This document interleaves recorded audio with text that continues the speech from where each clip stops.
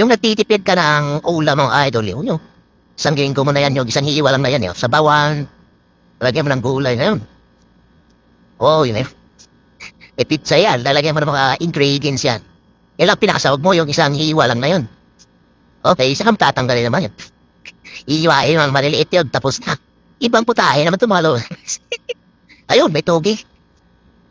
Ibang klase din yung pagtitipid na ito. Isang hiwa lang mga idol, pero umabot ng ilang putahe yung niluto. Panalo Ayun, kinanggal na naman.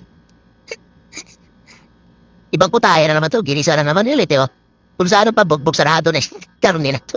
Nakailang luto na Ibang putahe na naman Panalo nga, Sarapan pa naman, tinanggal na naman.